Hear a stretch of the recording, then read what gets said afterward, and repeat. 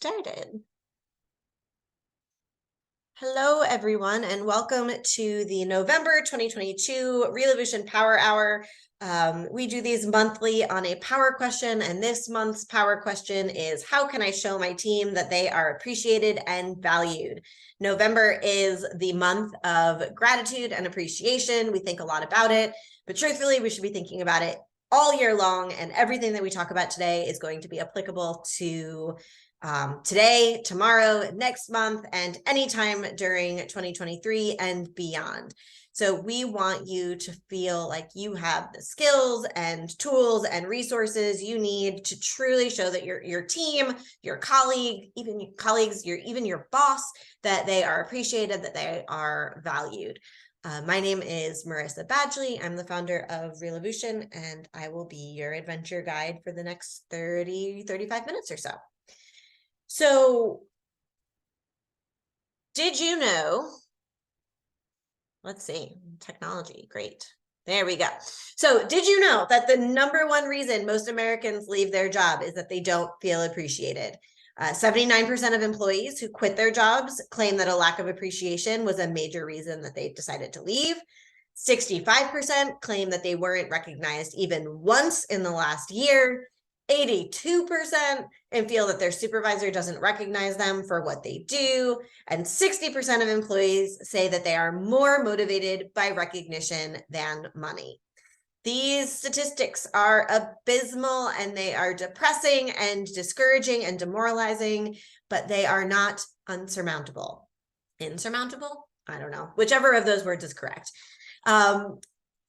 There are things that we can do that are small and that do not interrupt our daily workflow that can show people that they feel that they are appreciated, that they are valued for whatever they are bringing to the team.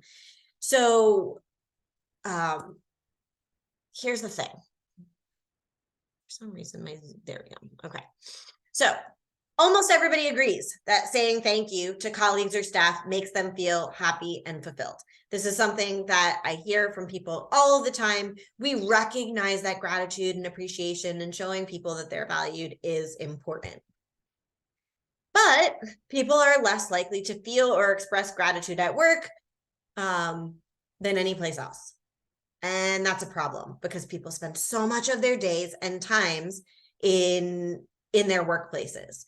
60% of people say that 60% of managers say that they either never express gratitude at work or do so perhaps once a year at annual review time.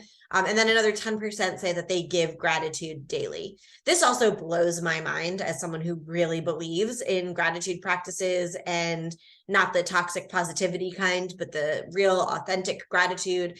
Gratitude is such a huge part of every day and every interaction that I have that this is remarkable to me. So on the one hand, we know, managers know that saying thank you is important, and yet they never do it. And this yields very confused face, in my opinion. So why is this? So people often believe, some of the perceptions that lead to this disconnect is that some people believe that exchanges at work are fundamentally economic and transactional. So gratitude is not a part of the transaction. Some people, and I hear this regularly, that gratitude is just a form of kissing up. You see the little guy in the corner. We say thank you here. It's called a paycheck. That is not the type of gratitude that potentially goes, that makes people feel good, that leads to high quality outcomes related to gratitude and appreciation. People sometimes think that expressing gratitude leads to coworkers taking advantage of them. People feel that interdependency makes them vulnerable. People think that saying thank you shows weakness, that showing gratitude is awkward, embarrassing, and condescending. One of the big barriers is that thank you often precedes but. So thank you for doing this, but can you do something differently next time? It doesn't have to be that way. We're going to talk more about that. There are many leaders that I interact with that think that gratitude is a form of coddling and that it leads to a big head and expectations about raises or promotions. If you believe any of these things, Some of them have a little bit of truth to them, but most of them are rooted in myth. And hopefully by the end of this presentation, you will understand why it's important to show gratitude and also how to do that in really meaningful ways. So the reason why this is important is because giving and feeling gratitude improves things like physical wellness, psychological wellness, increased feelings of optimism, relaxation, joy, and purpose. We want all of those things in workplaces. And then specifically to workplaces, when we show appreciation, when people feel like they're valued, it strengthens employee engagement, it deepens employee motivation, it boosts retention, it fosters social interactions or better social interactions. It increases buy-in and long-term commitment. It increases the likelihood that people talk to each other about positive things. There are lots of things here that we need more of in workplaces, and we know that we need more of it. And gratitude and appreciation is one way that we can do this, because truly gratitude changes everything. So how do we do this? I'm going to give you 7 ways that appreciation should show up at work. And then I'm going to go through 6 categories of how we can do this, like different methods that we can use in order to express gratitude on our team in really practical ways. So the first piece is that gratitude needs to be specific. So what does this look like? This looks like moving from "thank you so much, Dom," to "thank you so much for your attention to detail on this project. Because you caught those mistakes, we had a much stronger proposal." The formula for specificity as we're expressing appreciation is saying thank you, then expressing what we're thanking them for, and then expressing the impact of that gratitude, or sorry, of that action or behavior. So thank you for what impact. We need gratitude and appreciation to be specific for it to work and be most impactful. We also need appreciation to be shown regularly and in a timely fashion. So we can look at daily practices that happen periodically, so monthly or quarterly or annually, and I'm going to go through some of those things in a little bit. We can have rituals or traditions or systemic practices. There can be individual practices. So these are the things that are immediate or given within 24 hours. So when you do a great job on that report, you are hearing that you did a great job on that report quickly. And that can be individual to individual. Or we can have group practices that can be during team meetings or staff meetings, or as an organization at large in a Slack channel, where we can share that gratitude, a shout out immediately or within 1 week. But what we see and what the research shows is that when appreciation is not timely and it only comes once a year or very infrequently, it doesn't have the same gusto. We are not seeing the same impact. So people need to hear regular and timely gratitude and appreciation, and that makes them feel valued. Appreciation also needs to be tied to outcome and effort. And this is a place where I often see managers get it wrong. So we are generally pretty okay at expressing gratitude and appreciation when somebody does something really well, when they succeed. When people don't do things well, when they fail, when they fall short, when they make a mistake, those are still opportunities to express gratitude without reinforcing the behavior that made that mistake. And so we need to say thank you. Thank you for trying. Thank you for the effort that you put in. Thank you for not making this mistake next time. And when we can praise outcome in addition to effort, but effort more, it builds intrinsic motivation. So if you're racking your brain for like, well, why would I thank somebody for, or how could I thank somebody for something that they didn't succeed at, or where there's not a concrete outcome? Here are some examples. When we're praising for effort, we can praise somebody for working really hard, for doing their best, for paying attention to detail, for improving from one moment or one project to another, for using problem-solving skills, for working through challenging emotions, for showing resilience during adversity. when you see somebody learn from a mistake or learn a new skill, when they're not giving up, or they stay optimistic or positive. These are all reasons why we can express gratitude in a specific and regular and timely way. And it doesn't have to be specific to outcome. This is one of the most powerful things that we can learn to practice in our gratitude practices. Gratitude also has to be deeply authentic. There are so many people who do it just because they think they have to. People can smell the BS from a mile away. So if you say thank you, mean thank you. Don't just say it because you feel like you're supposed to, or because you feel like someone told you you had to, because you're watching this presentation today. Express gratitude because you mean it. One of my favorite ones that is often missed is the opportunity in our gratitude and appreciation practices to be people-centered.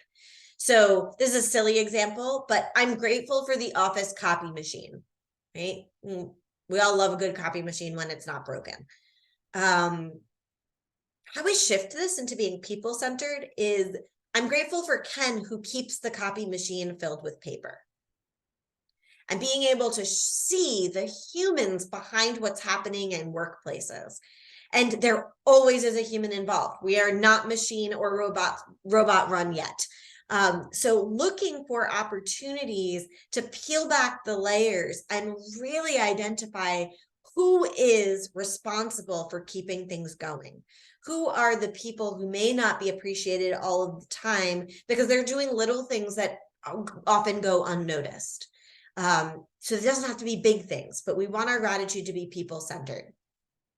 We also want it to be personalized. So if any of you have done any of my workshops or attended power hours before, I very frequently talk about the platinum rule, which is the golden rule, everybody knows, treat others the way you would like to be treated. The platinum rule is to treat others as they would like to be treated.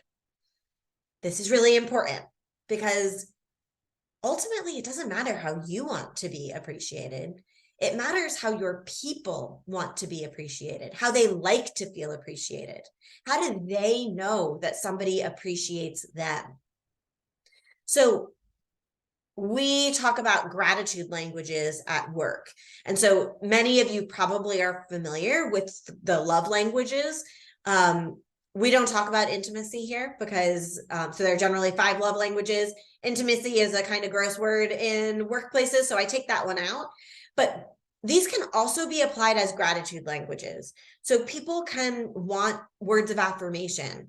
And so if that you have that person, you're encouraging them, you're affirming them, you're appreciating them, you're listening to them, you're giving specific praise. You might send unexpected notes or texts or cards. You're practicing empathy and compassion. When somebody's gratitude language is words of affirmation, that's where you want to put your focus, which is different than if a person's gratitude language is receiving gifts. The important piece here is that you want to show thoughtfulness. So thoughtful gifts and gestures.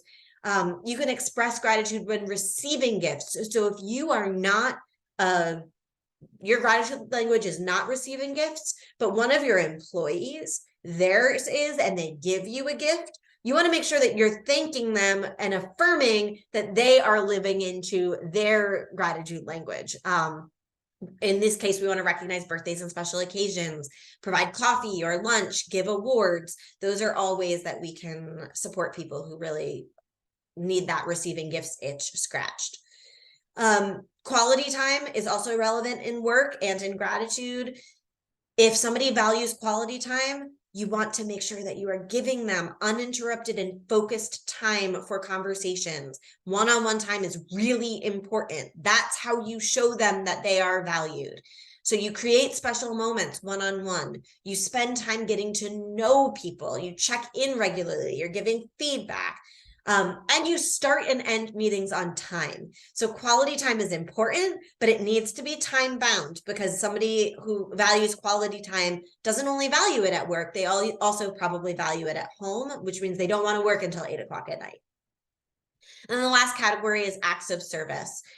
So when somebody when somebody's gratitude language is acts of service, you want to let them know that you want to help, you want to work to lighten their load if it's possible. You can help them with a difficult project, bring them coffee, make connections to people who can support their growth. Go out of your way to do a little bit extra, something that will make their life easier. And so this is an example in the bottom corner here that you can actually create a database of how people on your team appreciate or how they want to be appreciated. And so you can see that here, Amy's primary is words of affirmation, her secondary is acts of service, and her least favorite is gifts. And then she gives examples. This is something you can replicate in any workplace that you are a part of. And then, so then the last piece is, how do we do this? So it's really important that when we're thinking about helping people feel appreciated, when we are thinking about helping people feel valued, this is not just a top-down thing. It's an everyone thing. We want to be creating cultures of gratitude. So this top diagram is when it's top down. So very frequently, this is how gratitude looks in organizations. You have an HR person or a leader who gives gifts, who plans the company retreat, who does creates events for appreciation, organizes the gratitude campaigns. We also have organizations where it comes from the ground up, where an employee or a committee is trickling upwards through the hierarchy, these gratitude practices. Ultimately, what we're looking for is this for this to be an everyone thing, where it doesn't have to start or stop with any department or any one person. Everybody recognizes the power of gratitude and appreciation, and everyone is going out of their way to make people feel valued. And if this is interrupted in any place, you start seeing culture challenges. If gratitude is a piece of what you want to be doing. So I want you to think about for yourself, I want you to think about yourself between specific, regular, and timely, tied to outcome and effort, being authentic, being people-centered, being personalized, or being systematized. Which are the pieces that you haven't thought about before that you really want to integrate into your practice? And just scribble those down somewhere. And if you feel like you want to reach out, or if you're tuning in live and want to drop it in the chat, go ahead. But generally, we're good at some of these pieces and not perfect at all of them. So just think for yourself, what is one place where you want to commit to giving stronger gratitude, to showing more appreciation?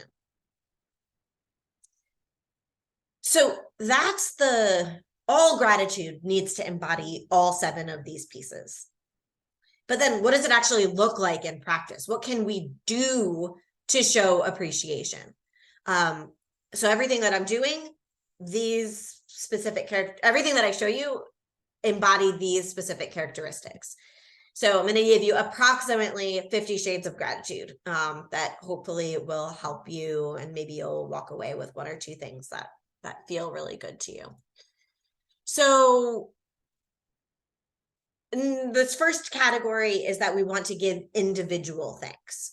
There are ways to do this fully in a remote world, fully in an in-person world, and then obviously in a hybrid world. So when we're giving individual thanks, we are giving specific, authentic, and timely verbal acknowledgement when somebody does well, when somebody behaves in a way that we want to see replicated. We can do this by giving handwritten or personalized thank you cards. You might do this at the end of a project, or on a holiday or birthday, or after a crisis or a challenge. But giving that individual thanks can go a really long way. In the virtual world, there are a couple of tools that I really, really like. So you can send e-praise. So Baudville/ePraise has really amazing, instantaneous, and free e-cards that you can send to express thank you to your team. I also really like Card Snacks, which is a phone app, and Sugar Wish, which is people can choose their own little gift. Card Snacks is free. You have the ability to attach a gift card if you would like. Sugar Wish is not super expensive, but really can be, I have found it really quite powerful. So those are some ways you can apply this into a remote workforce. And again, it's not just about the big things. It's about finding the little opportunities to recognize people every day. So I try to send one e-praise every day to either a client or a partner or somebody that I'm coaching, just to make sure that those people know that I'm thinking about them.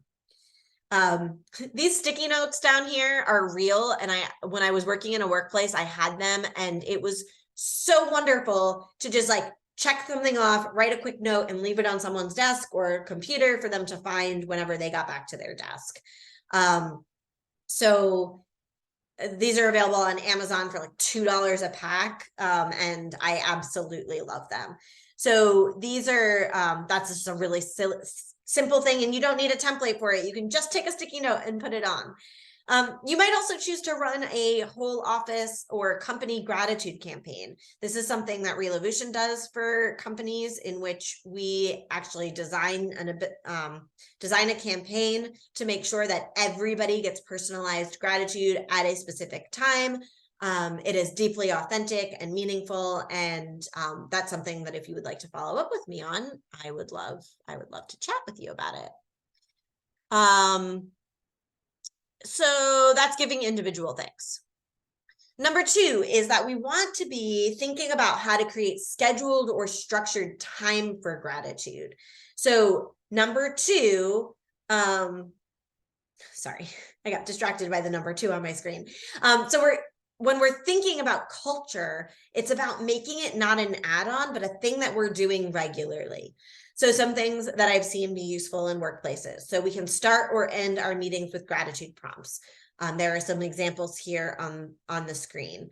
We can incorporate gratitude time into our check-ins or into our supervision time with employees. We want to take the time and make sure that every time we check in with somebody, we are thanking them sincerely for something that they have done and offering them space to express gratitude for something at work. And then a couple of companies that I work with actually schedule gratitude pauses or challenges on their company team calendar. So you can see what this looks like. It's just a 5-minute block where people are encouraged to either write a shout out email or write or text somebody or send an e-praise or just like journal and reflect on that gratitude, on what they're grateful for. And that just giving that intentional time can go a long way in building a culture of gratitude and appreciation. Third category is community-oriented shout-outs. So it's not just about you. It's not just about leaders. We want the community to feel empowered to be able to give feedback, to show people that they're appreciated. So I have seen bulletin boards in person. I have seen kudo boards, which are virtual bulletin boards where you can put gratitude. You see here that there is a chart paper hanging with markers, and people write, "Today I am grateful for," and then that's shared at an all staff meeting. You can shout people out on social media. You can shout people out on Slack. You can have peer or supervisor nominations for sharing or nominating people for great things, being aligned with values, and showing gratitude at all company meetings or team meetings.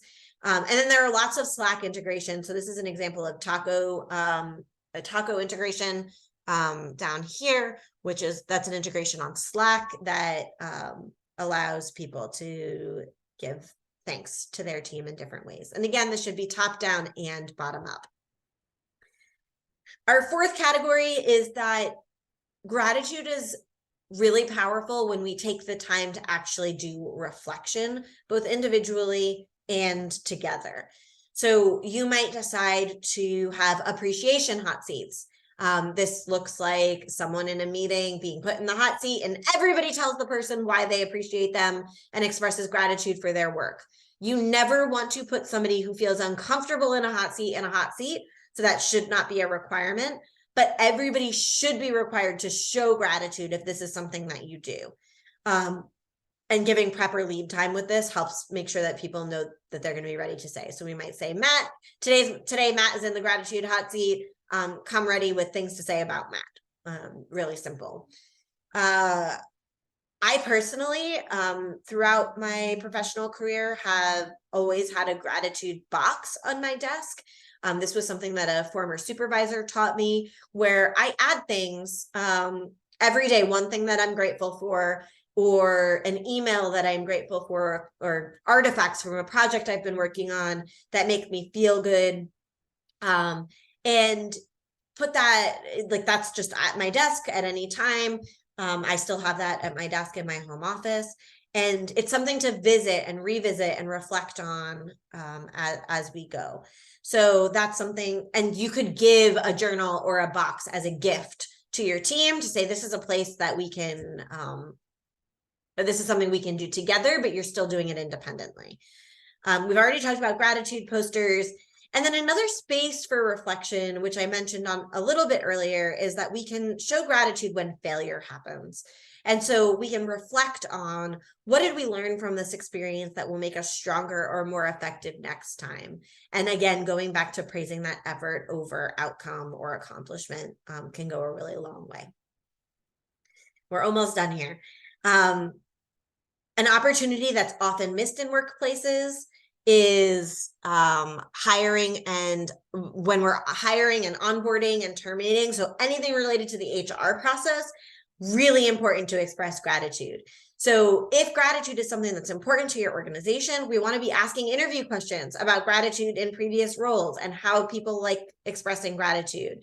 We want to thank candidates for spending time on applications, for coming in for interviews, for their patience with decision-making time.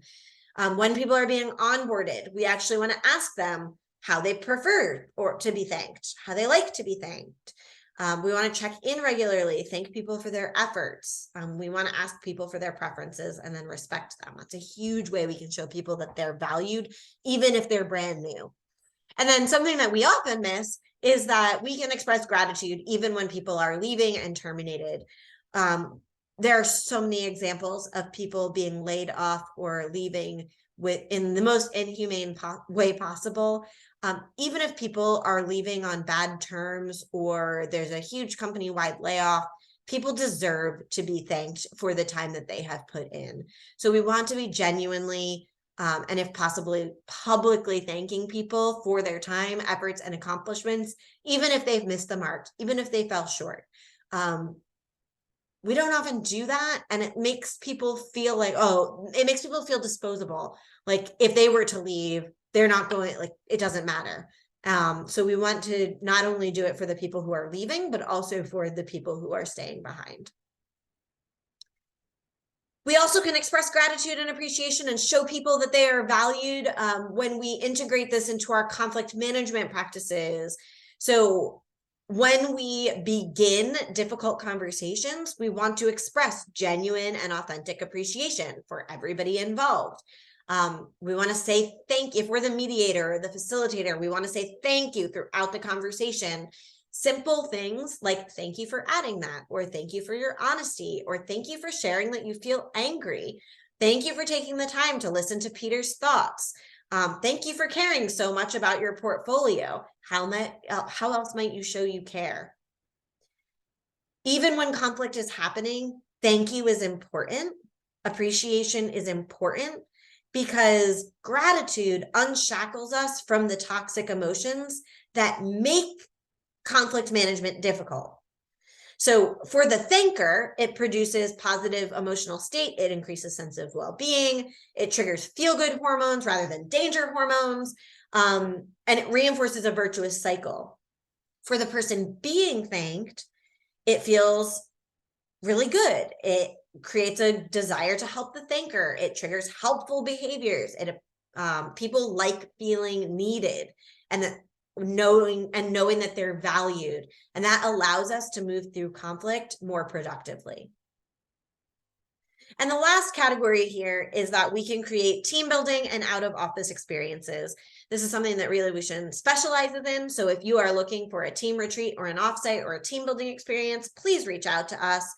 There are lots of things that you can do. So we can do team retreats that are a day. We can do them for a week. We can run parties. We can have happy hours. We can send lunch to people's homes. We can do activities together. We can have competitions or games. I don't really care what you do, but it's super important that these things that are in yellow are honored when you are planning whatever it is. So as much as possible, tie these activities to specific results, accomplishments, your values, and your work. We also want to remove barriers to entry. So very often happy hours are a part of a company culture, or we do these annual things like bowling or mini golf or going on an escape room. If these things happen outside of work hours, some people have to worry about childcare. Some people have to worry about costs. I worked with an organization once that went bowling regularly, and the bowling alley wasn't accessible. So there are people who were in wheelchairs or who had limited mobility weren't able to participate. I also often see that these events are scheduled when other deadlines are happening. So if you know that there are still people working hard in the office and they can't go to happy hour because there's a midnight deadline, please don't do an event that day, because people don't feel appreciated or grateful if the appreciation feels inauthentic, if it feels burdensome, or if there's a barrier to entry. So that's really important. I want to wrap up, but there is one more. So there is this gift giving category. This is what we automatically think about when we think about giving gratitude to people. We can give swag, we can give books, we can give gift cards, we can do coffee and tea, snacks, or a free lunch. We can also do non-monetary gifts, like giving a day off or closing the office early or taking a project that you wouldn't normally take on. With gift giving, show that you know your people, and whenever possible, align that gift with your company or team's values, so it's not just completely arbitrary. That's really important. So just a couple of things in closing here. When we are starting this practice of answering the question of how to show people that they are appreciated and valued, it's important to remember that gratitude and appreciation has to start at the top, but it can't stay there. Someone has to say that they're committed to this, and then it trickles down, and then it becomes an everyone thing. Really important that we don't use gratitude practices as a band-aid. So you can't fix a toxic culture or engage dissatisfied employees just with a gift or a shout out. That's not going to work. And just because you say thank you doesn't mean that people are going to believe you. So your actions and behaviors actually have to align with what you say. If you're saying specific thank you, and then you in the next breath are doing something or behaving in a way that doesn't honor the person in front of you, your thank you is meaningless. I also want to make a quick note that gratitude and its benefits vary across cultures, but most of the research that I have presented that is out there is focused on white American culture. There's a really interesting article here that you may want to think about if you're working in a very multicultural workplace, or if your workplace is across countries, because gratitude shows up differently. We show deference in different ways across the globe, and that's really important to think about as we are incorporating these things into our practice. And we also want to be careful that gratitude can sometimes lead to resentment. It doesn't mean that we shouldn't do it, but think about this. If you say to somebody, thank you for working late last night to meet that deadline, that might fall flat to somebody who missed their daughter's dance recital because they worked late last night. The gratitude is nice. It may be really authentic, but if it's not aligned with that person's values, it can actually lead to resentment. Similarly, so I appreciate you handling that difficult customer this morning. Maybe the customer was experiencing discrimination, or you believe that the customer was actually in the right and that your company handled it inappropriately. So that appreciation, again, does not align with the value system of the person who is speaking, and that matters. And so that's why we need to know our people really, really well. I'm going to leave you with the fact that the benefits of gratitude take time. So if you put things in practice today or tomorrow, you're not going to see benefits unless it's lasting and universal, and we're creating these cultures over time.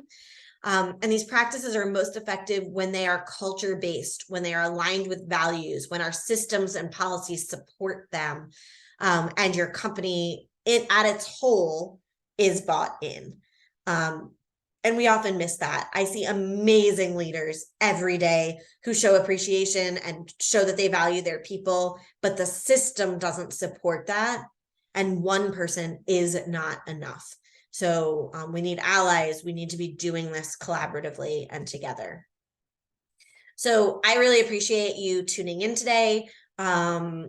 If you would like to bring this or other trainings to your team, please reach out. If you're looking to do an end of year gratitude campaign or a gratitude campaign at any point in the year, please reach out.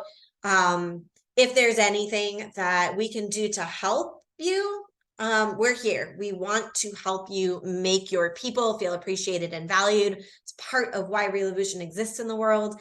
And we really appreciate you taking the time and investing in the time to learn with us today. So thank you so, so much.